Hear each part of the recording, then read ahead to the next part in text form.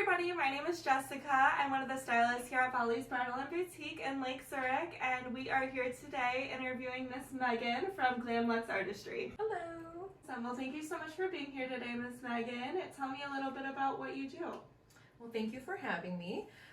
So I'm Megan. We own Glam Luxe Artistry. We're a bridal hair and makeup team. We're based out of the Gurnee, Illinois area, and we specialize in creating timeless, elevated looks for brides to look and feel their best on their wedding day.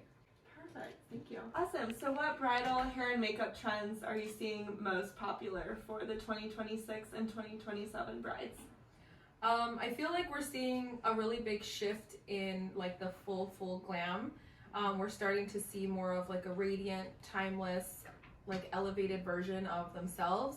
So think radiant, almost like your skin showing through, and just having more of a, like I said, like an elevated version of yourself, as opposed to having like the heavier, full glam matte look.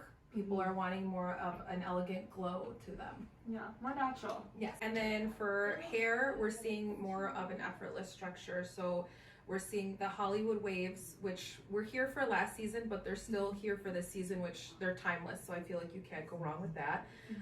And then more of a low bun. Okay. And for Hollywood waves, also the half up, half down waves. And we're seeing a lot of statement veils and hair pieces, like pearls in the hair. So beautiful things like that that are just added to, you know, their elegance already. You guys have, obviously you have veils, you have hair pieces also though, right? Yeah, of course. Yeah, we have long dramatic cathedral veils in store, and then we also have more of like the simple fingertip veils too. We have a variety of different styles with lace or sparkle or clean. And then we also have a set of different hair pieces. We have pins, clips, headbands, a little bit of everything. The next question I have for you is, when should a bride start thinking about booking her hair and makeup? So ideally when they book their venue.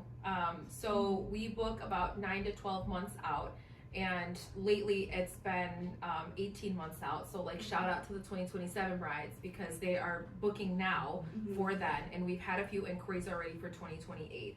So it can vary, but I will say 9 to 12 months is like the sweet spot.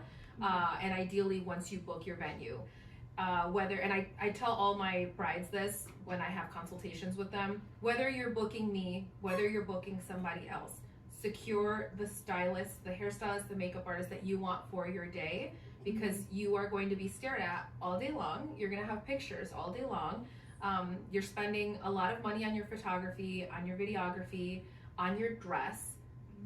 Why not have your look be complete, you know? So make sure that when you're booking your venue, we're in the top 3 that you should be booking. Your hair and your makeup absolutely should be booked. Okay, thank you. The next question I have for you is, what's one bridal beauty trend you think is here to stay and one that's on its way out? What I think is here to stay is the skin-focused makeup. I've seen a lot more brides taking care of their skin. They're making investments in their skin up until that point where they're doing their facials and they're doing all the things that they need to do. So when they show up, their skin is already nice and beautiful and glowy.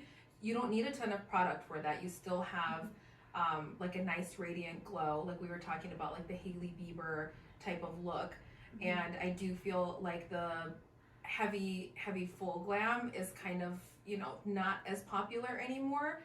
We definitely still do have full glam girlies, but it's definitely more, I want my skin to feel like my skin and just more an elevated version of themselves. All right, so the last question I have for you is, how do you help a bride choose the perfect wedding look that complements their dress and their venue?